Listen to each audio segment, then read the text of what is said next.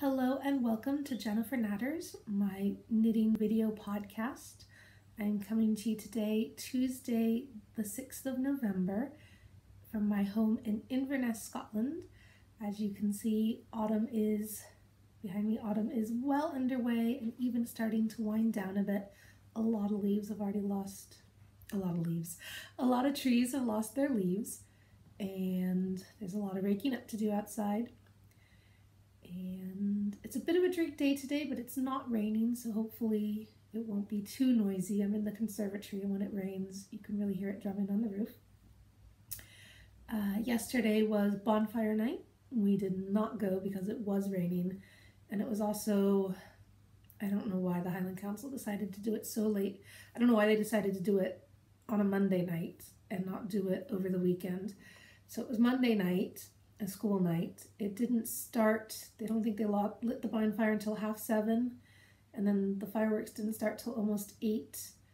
And we don't drive, but there'd be so much traffic and cars parked and everybody trying to leave all at once that we wouldn't even be able to get a taxi to get us and bring us home. So Christina really wanted to go, but I told her with the rain they wouldn't have fireworks, and they did have fireworks, but some other people who watched from a bit further away said you couldn't even see them. The clouds were so low you just sometimes see a flash of color. So yesterday was bonfire night. We did not do anything to mark the occasion. For the Americans, bonfire night commemorates the 5th of November when Guy Fawkes and a cohort of Catholics tried to blow up Parliament in the 17th century, the 1600s. 400 years later, people are still burning him in effigy. Literally burning him in effigy. Christina says that they made Guy Fawkes at school. She didn't realize they were for burning, but they made Guy Fawkes at school yesterday. So 400 years later, they are still literally burning him in effigy for trying to blow up Parliament. I was going to burn my friend's mother-in-law for Guy Fawkes Day. Sorry, I didn't have any open flames yesterday. I forgot. Chris and I have had quite the colds this last week, so everything's just been 6s and 7s around here. So on to what I've been up to. I have something unusual this week. I have a sewing project. Christina wanted to be Moana for Halloween. Moana was her favorite movie up until about a month ago when she watched Trolls, and now Trolls is her favorite movie.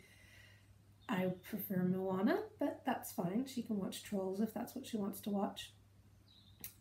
So she wanted to be Moana for Halloween, and she wanted Catherine to go as Pua, her pet piggy. So there were no pig costumes anywhere, not even like pink piggy costumes. This is what Pua looks like. I've got a little toy Pua.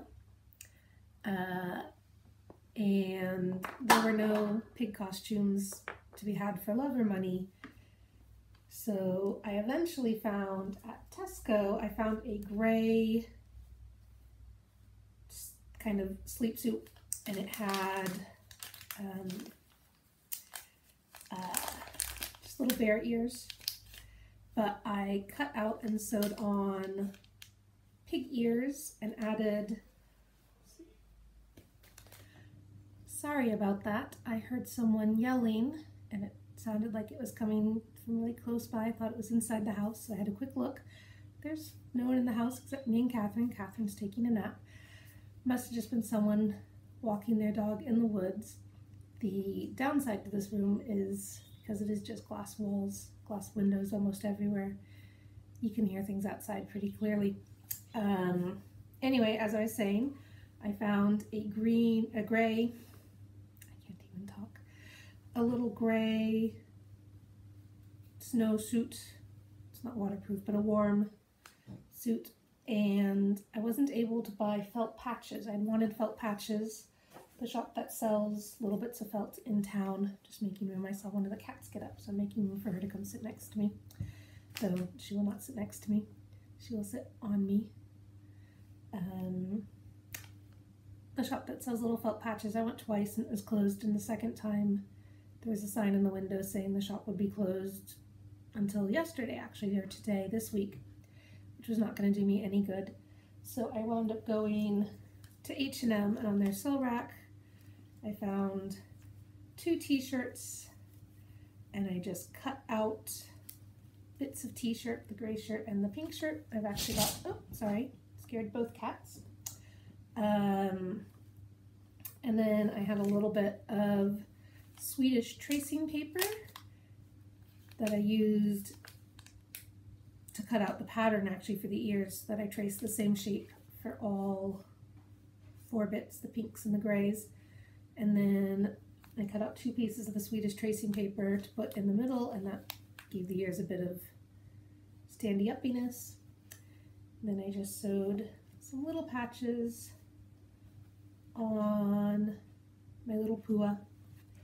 And then I bought some face paints, so I mixed, there wasn't a gray, but I mixed some black and white together and gave Catherine an eye patch. And then I did some pink on her nose. Christina was very jealous that Catherine got to have face paints and she didn't.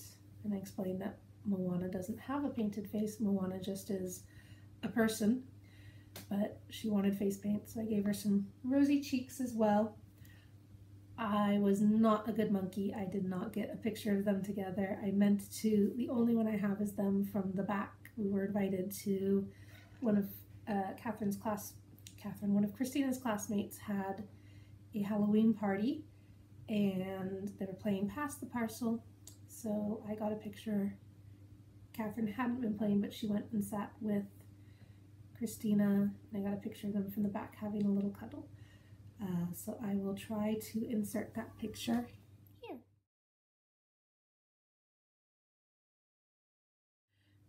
Okay, hopefully that works. For me, this is very fancy stuff. Libby did not like me starting and stopping the video.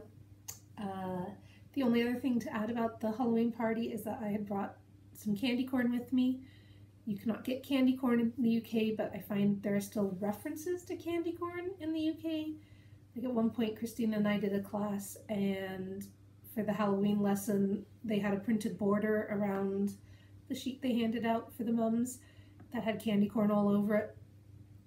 At Christina's Halloween dance last Tuesday, there was a song about candy corn, a Halloween themed song about candy corn, just various things. So I had a bag of candy corn. Several people sent me candy corn the last couple years, and I still have some, so I didn't need any this year. And it hasn't gone stale. I've kept it like sealed up and everything. So I brought a bag of candy corn to share, and the host mum took a handful to see how they were and told everyone they were really good. And I mentioned they were made with honey, at which point she blanched, spit them out in her hand, and bolted from the room. And everyone was kind of like, what just happened? And I said, I think maybe she's allergic to honey. And she came back and said, yes, she's allergic to honey, but she spit it all out and brushed her teeth and got it in time. No one else had any candy corn. I wound up bringing the bag home with me after. I mean, there was a lot of candy at the party, but I don't think that was quite the introduction to candy corn that I was hoping for. So that was the Halloween party, and we went trick-or-treating afterwards. Catherine loved it. She thought Halloween was just the best. Here in Scotland, it's called guising, and you have to tell a joke or sing a song. So Christina got a joke from her best friend at school, which was, why did the ghost dress up as a ghost? Because it saw a pumpkin driving a car. And Christina thought this was hilarious, so she decided that was going to be her joke going around. And you could kind of tell which people were familiar with small children and which weren't, because some people were just like, huh? And other people were like, oh no, that is completely a joke a small child would make up. But Catherine loved it. She thought it was the best thing ever. We got to go to a bunch of people's houses. They invite you in. She'd get up and sit on their sofas, and her little feet were going kick, kick, kick. And they give you candy and make a fuss about you. And then Christina would be like, well, it's time to go now. So we'd go on to the next house. Catherine tried to lead me up every driveway. I kept explaining this house doesn't have lights on. we're not going to go ring their doorbell. Either they're not home or they want to give the impression they're not home, and either way, we'll leave them alone. But Catherine thought it was just the best. She absolutely loved it. And we just kind of went halfway up our block and then back down. And Christina really, really, really wanted to go to her friend's house. So we left Catherine home with Dad, and then we went over to her other friend's house, which is a bit further out, and came back. A lot of people, the people who had candy, were largely saying, please take a large handful, please take many pieces of candy. You're the only person, or we're not expecting anyone else tonight. Please help yourself. So even though we didn't go to a lot of houses, and a lot of those houses weren't even home or weren't expecting trick-or-treaters, we got a lot of stuff, including 6 apples. 6 apples, even places that had candy sometimes were like, and an apple. So their bags got heavy. Christina started giving me the apples, so I was stuffing them in my pockets. I dressed up as Sadness again this year. No one knew who I was last year. No one knew who I was this year, but I was Sadness. I knit a jumper. I get to be Sadness for the rest of eternity, basically. I think if you knit a jumper for a Halloween costume, then that is a fair amount of commitment. So on to my knitting. I have no finished objects to show this week. I finished one sock I haven't woven in. I need to weave in the end here and the other end of the jack-o'-lantern on the heel. And so I finished one sock. This is West Yorkshire Spinners, a skein of DK in orange and black with a heel by Sparkle Duck. So it's based on one of his patterns. I believe it's a him. I was looking at my iBooks where I keep my PDFs, and it said Mitchell. So my apologies for using feminine pronouns last week. Sparkle Duck with the hidden heels. It's based on one of his patterns for the chart for the pumpkin. It fits much better on, I went back and did 60 stitches. I'd started with 56 for a DK weight yarn, DK weight sock, and that had just been too snug, especially with the color work pulling in on the heel. So I finished my first sock. I did an asymmetrical toe. This will be for my right foot. So the stronger slant on the outside. One of the reasons I want to very easily be able to tell which sock is which is because the joins, where I change the color, there's a little jog. There are things you can do so that you don't see, because it's a spiral, so the edges are slightly offset. There are things you can do to cover that. I did not particularly feel the need to do any of them. That'll just be the inside of the leg. No one will particularly notice. And these will be Halloween socks for next year. I did start the second one. This is actually the first one over again because it was too small. And this one will be black cuff, black heel with an orange jack-o'-lantern, black toe. So they'll be contrasting ones. I've started it. I am in no particular hurry to knit these since I won't be wearing them until next October. But I have started it, so I know how many stitches, I know what needle, and I can just work on these. It'll kind of be a at loose ends project for me. And my other sock that I was working on last time is my Monlockry sock by Claire Devine, and this is in Black Isle Yarns BFL and mohair socks. This is a no nylon sock yarn. I'm not sure. I mean, that's a pretty loose, it's a 2-ply, pretty loose. It's very soft. These may just wind up being bed socks. Julie of Black Isle Yarns did ask that I give her feedback on how they wear as socks. This pattern is knit for the yarn, so hopefully when it stretches out, it's got this wave pattern, and then I've got This yellow stitch marker is where I was last week. So I've knit and gotten the heel in. The heel is a broken rib slip stitch pattern, which gives you a really reinforced heel. This is not a part of the heel where I tend to wear through. I tend to wear through the ball of the foot or like under the heel in hand knit socks, but it gives you a nice reinforced heel. I made my heel flap a little bit longer, so because I misremembered how many repeats I was doing, but I decided to go with it. This green stitch marker is just to show how many decreases I need to do on the side to be down to the correct number of stitches front and back to turn it back into just a tube. That's the sock gusset to give extra room for the heel. Really soft yarn. I really enjoy knitting with it. I think it feels really soft, really lovely.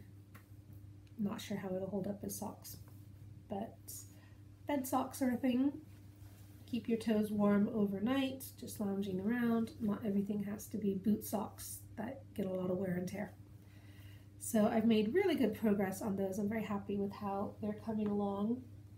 And I started another pair of socks to replace the ones I lost at the beginning of October. Didn't even get a chance to show them to you. I cast them on and lost them. And these are Christina wanted candy cane socks. I'm knitting these on a 2.5. The other ones are 2.0, which is what I normally use for socks. But this is just a really, really loose fabric. I possibly should have gone with 2.25, but hopefully they'll be okay. I'm trying to make them a touch large, so she'll get a couple years use out of them, since they are seasonal socks. But they're knitting up super fast. I think I was the first red band the day I cast them on, and I just was trying to get them established on the needles. So this is self-striping, another West Yorkshire spinner one, and I threw it in my black fringe bag because it has room for my grab bag, and then I figured this could be a good in the pram or throw it in a bag project, because my grab bag and my knitting are all together in a fairly sturdy bag, a really sturdy bag actually, that can handle a fair amount. And my other new cast on for last week was Woolly Worm Head's new mystery knit along. If you don't want to see the surprise, you can look away now, although no one watches this, so there's no one to spoil. But in case someone does tune in this week and you don't want to be, if you are knitting this or hope to knit it and you don't want to know what the clues make, glance away. So this is the first clue. The first clue is always the brim. I didn't actually knit a gauge swatch, but it fits well. This is not either or any of the yarns I mentioned last week. This is some Malabrigo worsted. It's a single ply, which Ms. Wormhead was not encouraging, but this is what I have in stash and have sufficient of that I know I'll be able to knit this without using a part of the yarn I have for other things. So it winds up having this little detail as a decorative bit right there. I'm not describing it too much because if you are watching and you don't want to, if you've glanced away and don't want to know what it is, I'm not going to use words to describe it. So yep, I've got a stitch marker. I don't always need stitch markers, but when I do, I prefer this style, which this one's actually on a Progress Keeper, a lobster clip, but I clipped that to a ring so it can go on the knitting, and that way when the instructions are on this row do blah blah blah blah blah, I have a stitch marker. So that is, I knit that in one day when the pattern was released. Didn't take much time at all, which is one thing I really like about hat knit-alongs. I was going to say Whirly Wormhead's knit-alongs, but she only designs hats. So one thing I really like about her knit-alongs is that they are hats, and 1 week's clue is a day or two's knitting, and then it doesn't eat your whole life like the Isolde Teague Gloam and Tide that I was doing over the summer. It wound up basically being one of the only things I was knitting on at the time, which was partially my fault because I started a couple weeks late, so I never caught up. I had more clues. I always had more clues to do, and I knew it was a very large shawl and that it would take a lot of knitting for my amount of knitting time. But I really enjoyed making that one. I enjoy making shawls. I don't tend to wear them too much. I'm specifically wearing a shawl today kind of to show off a bit. I figure if I have them, I should share them with people who will appreciate them. And the other project I was knitting on this week was my Fair Isle vest. This is folded, so it's just a fourth of it. I'm fat. It takes a lot of knitting to get around me, a lot of repeats. This stitch marker shows it's not a very good contrast. It wound up being on the blue. This stitch marker is where I was last time, so I've done basically a full repeat from there. The pattern repeat is this chart, this chart, this chart, this chart, but I've done one whole section up, so I'm basically at the same place in the next iteration of the chart up. So this is my 2 full repeats, and then it'll be one more repeat will be how far I'm going before I start the neckline. So I need to finish this set of X's and O's, do the purple, another set of X's and O's, and then I think it's the purple round again. I'm not entirely sure where my cutoff mark is, but I have a reasonable chance of getting to that point, which will make this seem like it's actually really getting somewhere, especially since at that point it won't be as many stitches, since it'll start being decreases, and I believe the armhole decreases will be about the same level, might even be before. So the armhole decreases, lose a bunch of stitches there, and then it'll be the neckline decreases, so this will get faster as I go. We are on a downhill slope once I get past one more full set of the X's and O's. And that's what I've had on the needles this week. I didn't work on my... Oh, I knew what it was before I came in and sat down. I didn't work on my other cardigan at all this last month, but I've made good progress. That's what I've been working on, and it looks like Chris is coming home, so I'm just going to pause this video and hopefully I'll have a chance to come back to it. Okay, sorry about that. Chris came home and the house cleaners arrived at the same time. So we have house cleaners who come every other week, though they came last week as well. We weren't home on our regular scheduled week when we were on holiday. So we get 2 weeks in a row now. We just postponed them that 1 week.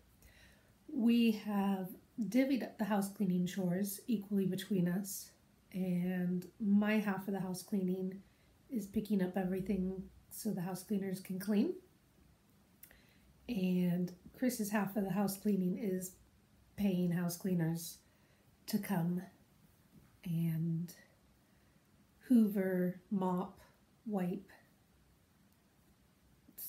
all the things, scrub toilets, that half of keeping the house clean, and they do an amazing job. Our house always looks really nice after they've been. So they're here. They start at one end of the house, which tends to be the other end of the house. So sitting in the conservatory is okay. I've kind of lost my place a little bit. We didn't do much this last week. Catherine had come home from holiday. Just have a little knot in my yarn. Catherine had come home from holiday with a head cold, which I then got the middle of last week and absolutely felt like I'd been hit by a truck. And then Chris got it a few days later and he feels like he's been hit by a truck. I just have a bit of a sore throat today. I'm mostly feeling better. So the whole weekend we were kind of just like, I don't feel like doing anything. So we didn't go to church. We didn't go out I was saying we could go for a walk in the woods. We didn't make it out of the house. We were both just a bit under the weather. And so there's not much to report on that front. I did watch Sabrina, the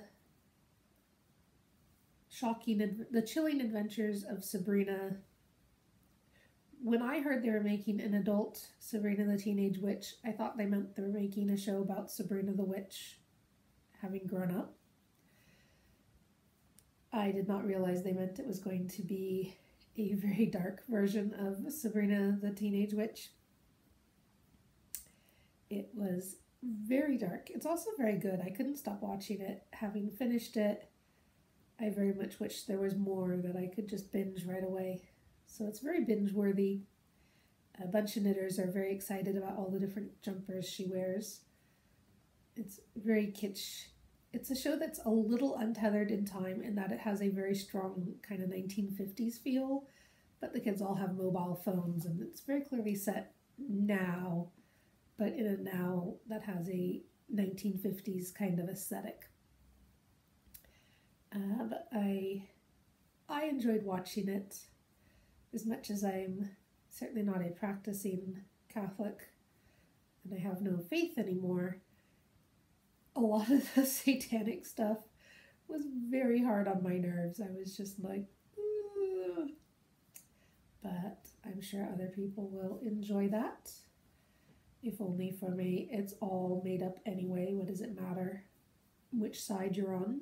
But as certainly a cultural Catholic, I thought it was very, very dark.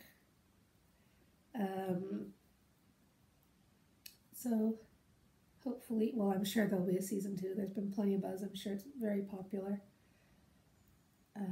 So if there's a season 2, I will probably watch it. Although I said that about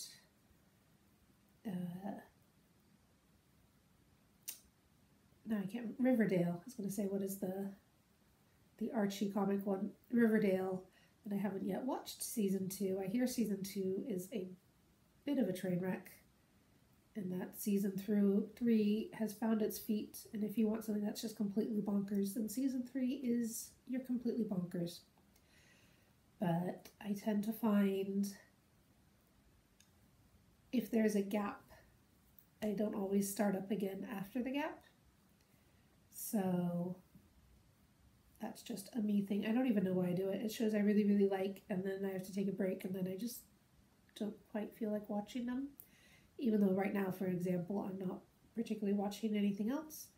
I've been watching the BuzzFeed news, Netflix documentaries, and they're very interesting. But that's not really a series. That's just individual, like, they have reporters doing a story, so you get kind of a mini story, and then the article would have more information, or different information. But I'm enjoying those, and the Patriot Act just started, and I'm enjoying that as a kind of a stand-up late night news show.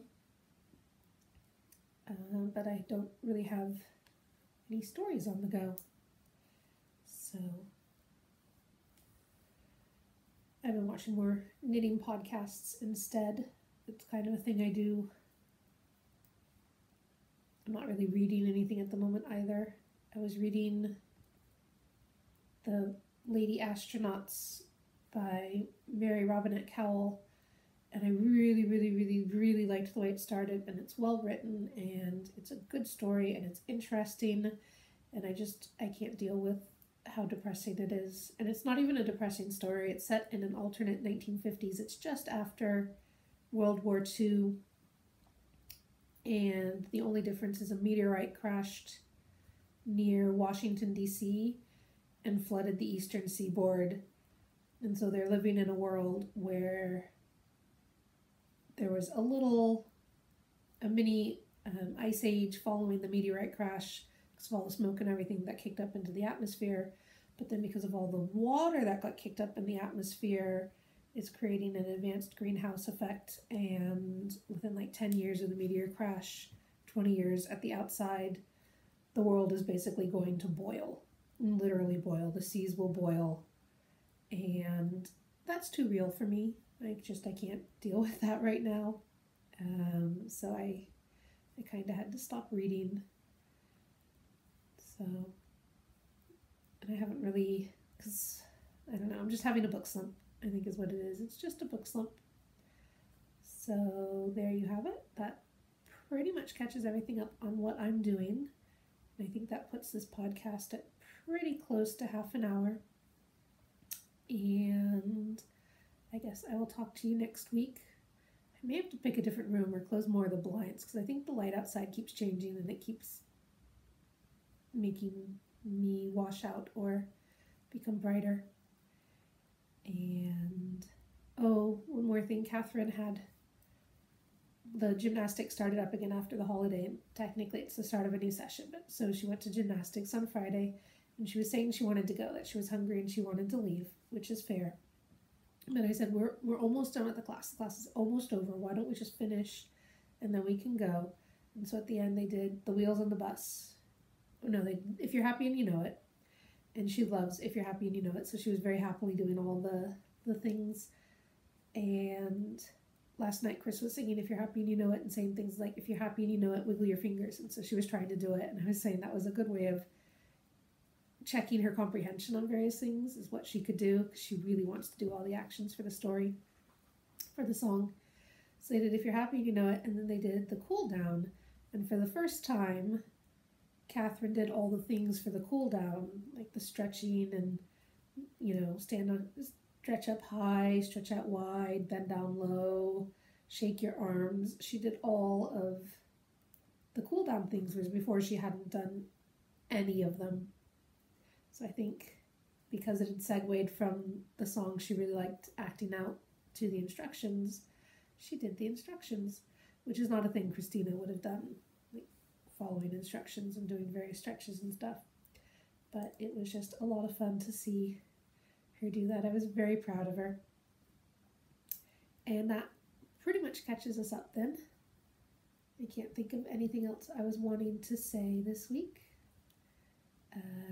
So I guess I will talk to you next week. Hopefully Monday will work out, and if not, Tuesday next week is not a house cleaner day, so at the very least I should have less interruptions on Tuesday. And so yeah, thank you for joining me. I hope someone has joined me. That would be swell. Otherwise I'll just keep recording these and send them out into the void. And I will talk to you next week. Bye.